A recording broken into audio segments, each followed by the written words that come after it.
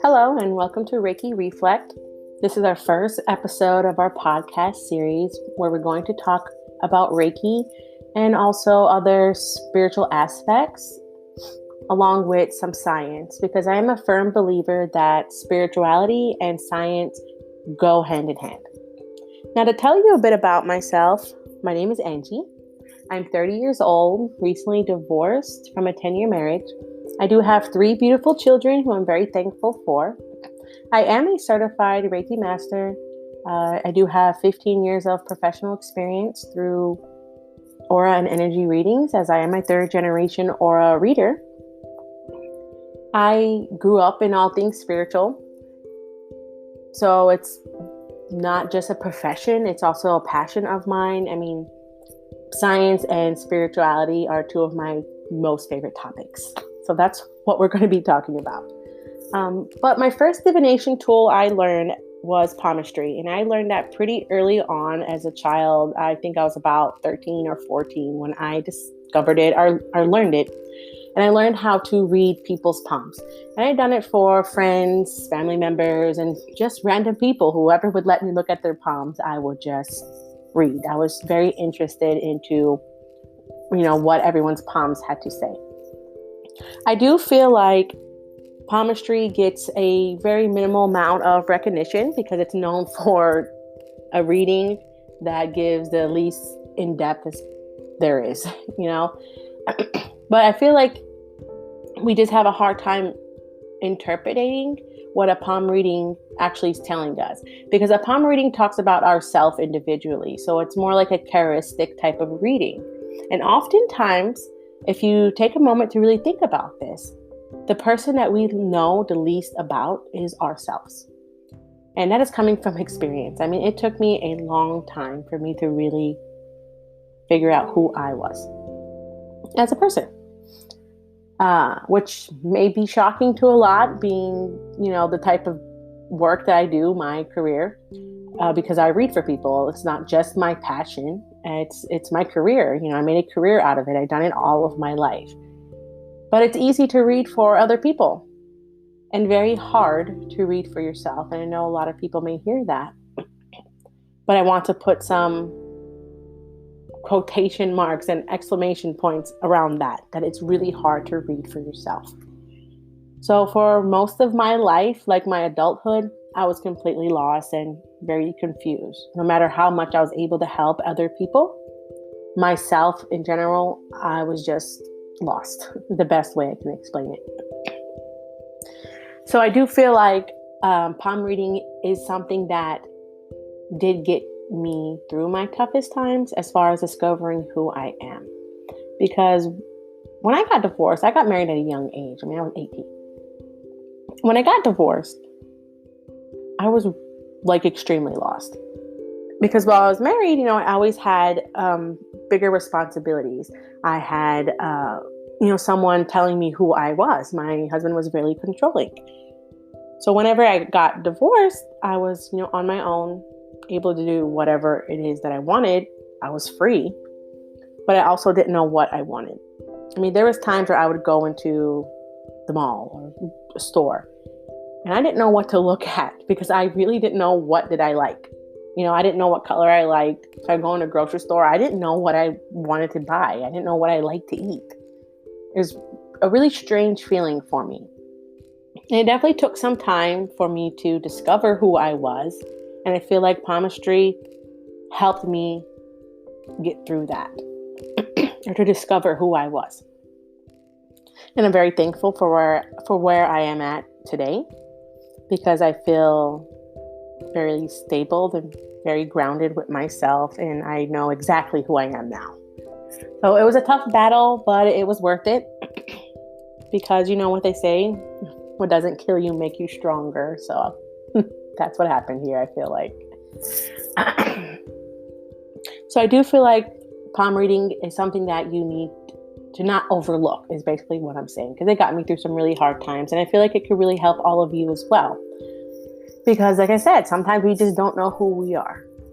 And a palm reading actually clearly interprets exactly who we are, the path that we're going to take, and the obstacles that are going to come in our way. And sometimes we just feel like ourself is not important. I know often we feel very incomplete when we don't have a spouse or a relationship or something to distract us from who we are. And that was something that I had to overcome as well. I mean, I never been alone. I lived with my parents all of my childhood, and then my adult life, I got married, and I lived with my husband. So this is the most that I've been alone. And to be honest, it's really liberating. It's really refreshing just to discover who you are and to be more mindful and feel more connected spiritually to our surrounding energies, to our universe, to feel the spiritual awareness and to be awakened to the energy flow that goes through us. So I feel like palmistry is something I'm really grateful for, and that's something I don't want you to overlook as well. What else I learned along my journey was tarot card readings, of course. Those are the most fun to do. They're still my favorite. They're really fun. I love doing them on people because no matter how much I have done them on thousands of people now, you gotta keep in mind, I've been doing this for 15 years. I do them on countless of people, I should say, not thousands. I do it so much that I don't even remember the count. But it's fun for me. Every time I do it, it is still fun. I get excited every time we start to shuffle cards and I start to lay them out. Because whenever the client is focusing their energies while they're shuffling their cards, it still today amazes me how once I lay them out and we look at the spread, it answers every single question that they focused into that card. And that there just amazes me no matter how many times I do it. So tarot readings is my favorite divination tool to use, but it just wasn't my first. It was definitely more difficult to learn than palmistry, I can tell you that. But once you put a little bit of time and effort, it's not really hard to master. It just takes dedication and some patience, really. My favorite deck to use is a rider deck, but I also do like, and I do often use fairy cards, like oracle cards, angel cards, things like that. They all generally will tell you the same thing. So I really wouldn't worry about what deck you picked. What I would say what would be best is to pick a deck that catches your eye. You want something that's appealing, because when it's appealing, it's something that's going to capture your attention. And when it captures your attention, it's definitely going to intrigue you for a longer period of time, holding that attention span so that you can learn and really understand. I did mess with tea leaf readings. I still do them. They are fun to do. It just depends on the person. Tea leaf readings are something that are just not generally very popular in America. I do feel like they're more popular in other countries, maybe like Asia or Japan, other places like that. But here in the United States, it's not something that people often request or are looking for. But I still do them from time to time. I do them. I try to promote tea leaf readings. I do because they are generally fun. I do work with crystals. I love crystal energy readings on people because it definitely helps to in tune to that person's energies. And you definitely, like when I do an energy reading, I feel that person's energy like if it was mine. So it helps me to kind of determine what the situation is, what the problem is, and pinpoint the best outcome for you.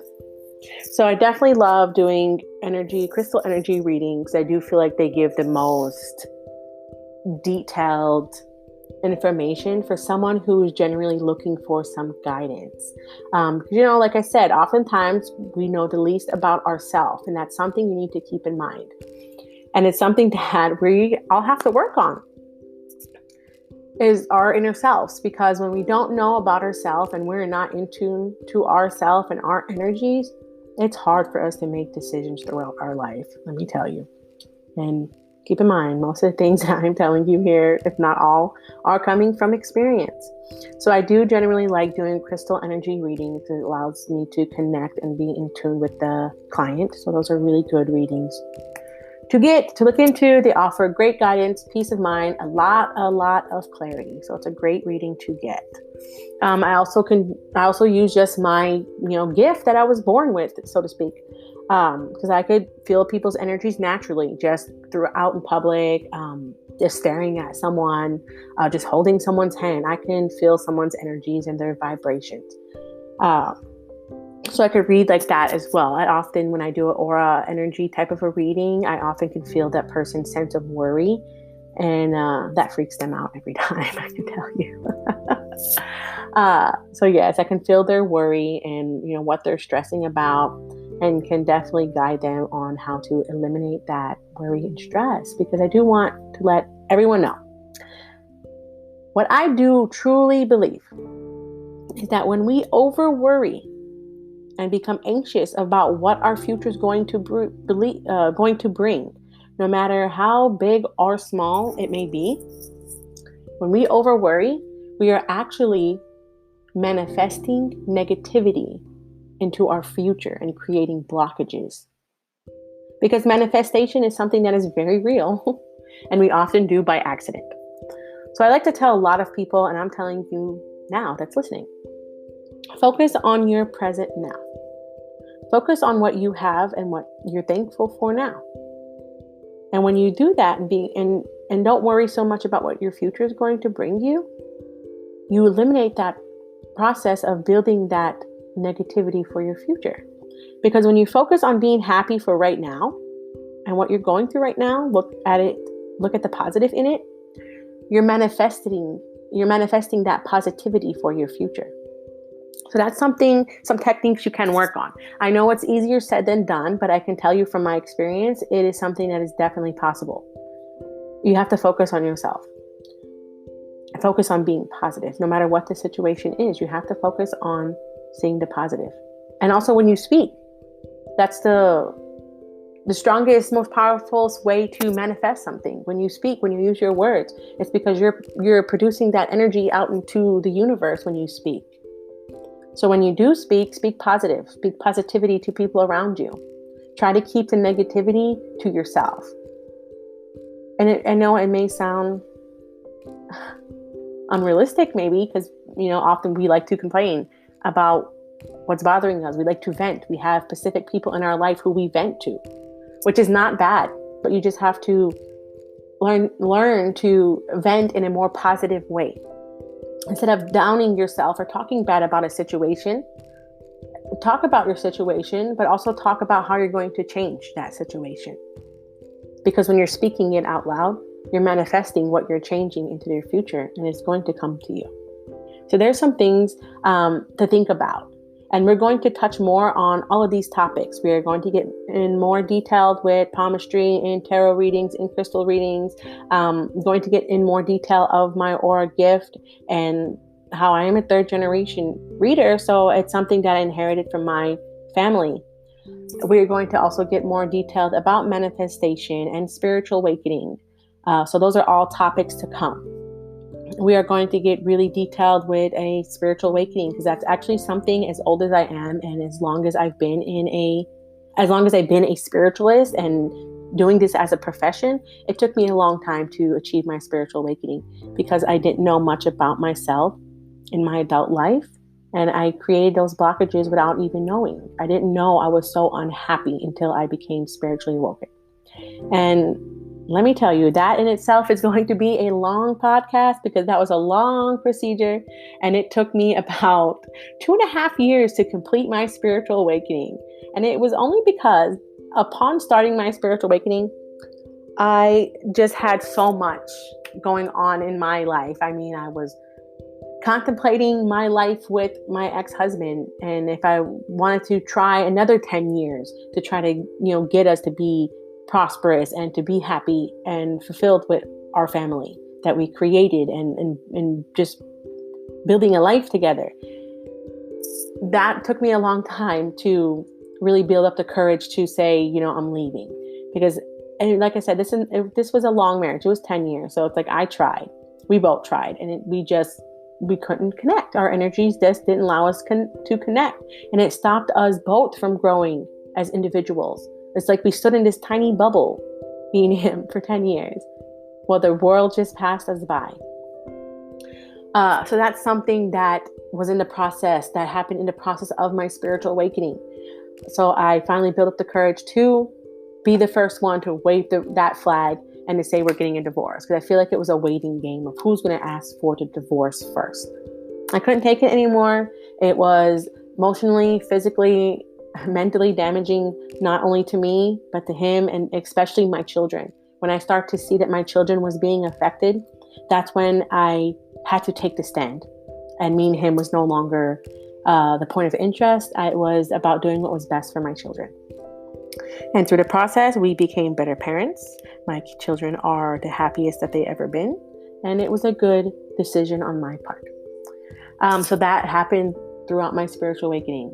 Then the actual going through the divorce and the process of divorce and court and, child custody and how to balance this out while we live thousands of miles away from each other.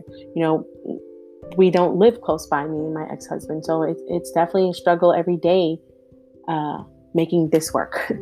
So that was something that I experienced through my spiritual awakening as well. And then being alone after all of my life, basically. That was the first time I was ever alone. To decide, I was adult, to decide and do whatever it is that I wanted. And I didn't know what I wanted to do. So that was something I experienced through my spiritual awakening. So it was like every day. This is the best way I can explain it to you. And I know all of you that are who are going through an spiritual awakening right now will agree with this and will resonate with this. And to those of you who are going to start a spiritual awakening, remember what I'm saying, because you're going to think back and resonate with this as well. A spiritual awakening, it's like a layer of onions, like you're peeling off layers of onions. And as each day passes, it's like life gets real, real, real hard. And you feel like you can't take it no more. And the pressure just becomes so extreme where it's almost painful. And then it's like you wake up and you're a new person.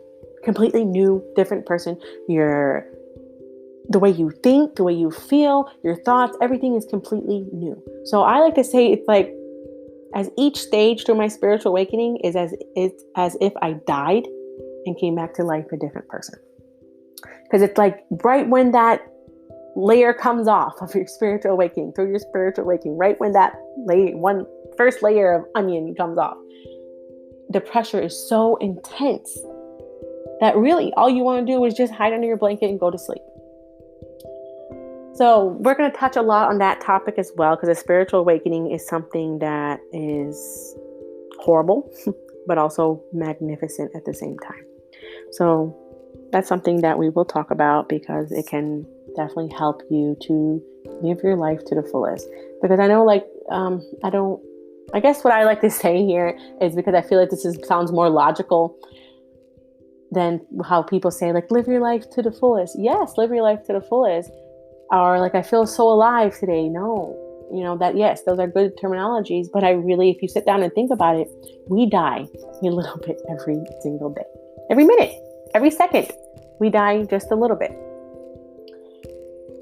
So I feel like we shouldn't waste our time feeling sorry for ourselves, feeling scared, feeling ashamed, or just confused. We should really, I guess you understand that term, live your life to the fullest, because we do die a little bit every single day.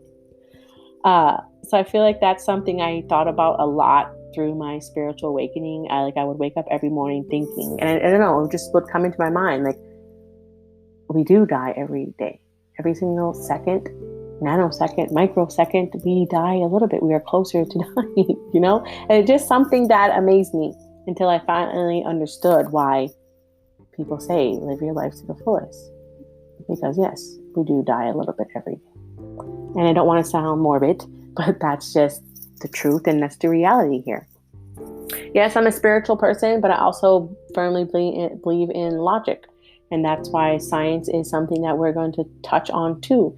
Because like I said, spirituality and science goes hand in hand. And, scientists are actually the most spiritual people out there because they've proven more ways than none that we do have a spiritual creator on that created this earth. They've proven that we couldn't have this perfect planet just come out of nowhere. Someone had to recreate it, had to create it. It had to have been created. It wasn't something that just developed over time.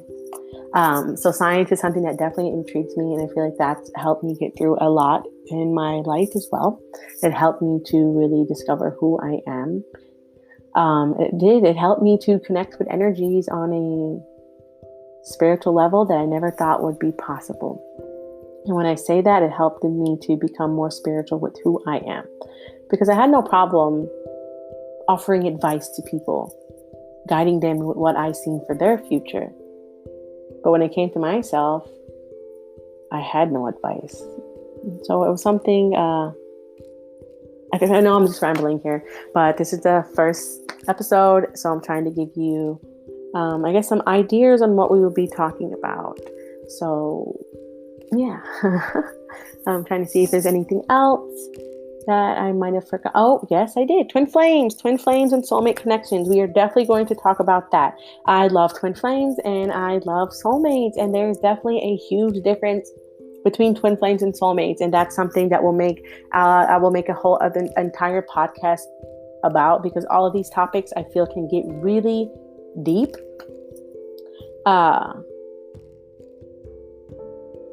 They could get really deep. So that's why I feel like I can't fit them all in a 30-minute segment. So I'm going to try to keep these podcasts 30 minutes and under for the most part here. But yes, twin flames and soulmates are very different. Twin flames are a connection that you've traveled with each lifetime with, and it's very debatable. But I have debunked a lot of it. I have researched a lot of it, so I'll definitely have a lot of questions that I will have a lot of answers to some twin flame connections. And soulmates are just beautiful. Soulmates are connections we have with anyone. It doesn't matter the age, gender, type of person. It does not matter. You're just on the same energy frequency. So those often build great relationships and friendships. But we'll touch on that next episode. So we're getting close to the 30-minute mark here, and I guess I want to end things on that note that we're going to dive deep into a lot of spirituality, science-related subjects, philosophy, quantum physics, the unknown. We are going to discover it and experience and talk about it all. So yes, this is a new podcast. This is our first episode. I'm going to upload weekly every Wednesday.